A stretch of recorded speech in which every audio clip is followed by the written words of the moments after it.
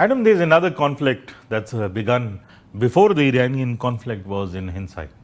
And that's the operation that Pakistan has launched inside Afghanistan, Ghazab lil Haq, which it says is a counter-terrorism operation to end all those elements that have been supported by the Taliban.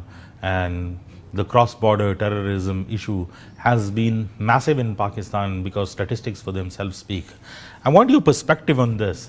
There's a lot of theory going around that it seems like both of these were planned. Do you think that there is any truth to all of it?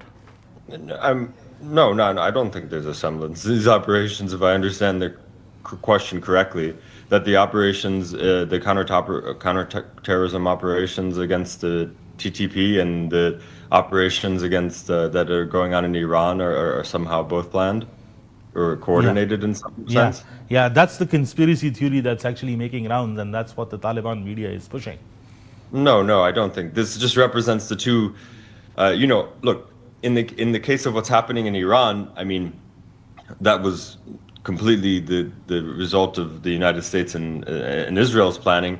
And Pakistan makes sense as a mediator because it has strong relations with both the United States and Iran. It's not viewed as a vassal state the way that the Gulf countries are. It doesn't host U.S. troops and U.S. bases, and it hasn't been a victim of.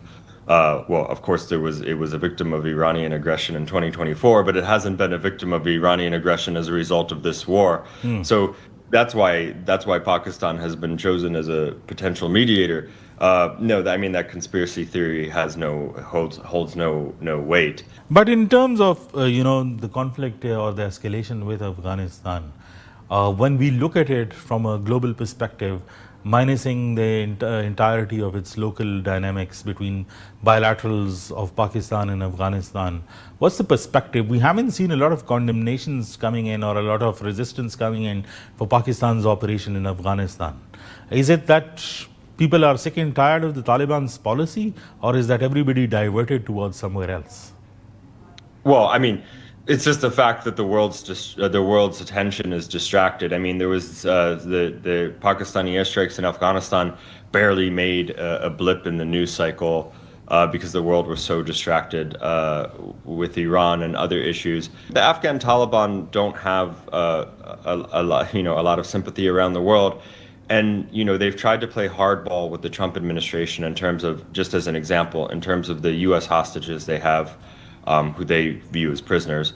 And the Trump administration hasn't responded to that tactic. I mean, as usual, I think the Afghan Taliban,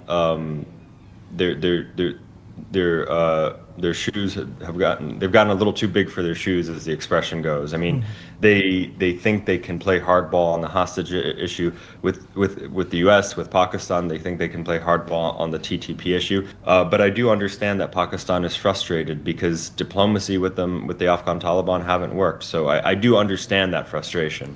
But even like the Iranian war, what would be the ultimate outcome as an analysis? Because you've been a keen Afghanistan watcher. What do you think would be the ultimate outcome? It doesn't look like the Afghan Taliban would give up the TTP anytime soon. No, they probably won't, because the TTP, first of all, they have family bonds with the TTP, ideological bonds. We've always talked about the pragmatism of the Afghan Taliban, but there's a limit to that pragmatism, as you know better than I do. They are still ideological at the end of the day, and I in some sense, I think they view the TTP as their own kind of strategic depth. So if I had to guess, I think the outcome is that Pakistan is going to have a tough neighbor in Afghanistan for years to come, and that there's going to be these periods of peace, followed by escalation, followed by talks, followed by a short period of peace, followed by an escalation, and that it's going to be difficult to deal with the Afghan Taliban for years to come. So I think Pakistan's going to have to compartmentalize its foreign policy a little bit, and we see it doing that. On the one hand, it's a potential mediator for a superpower and for its next door neighbor Iran, and it's seen as a peacemaker, and it's seen as a security guarantor in the Gulf. And on the other hand, it's fighting a counterinsurgency in the tribal areas. So we see these two realities existing side by side for Pakistan. Thank you very much for your time.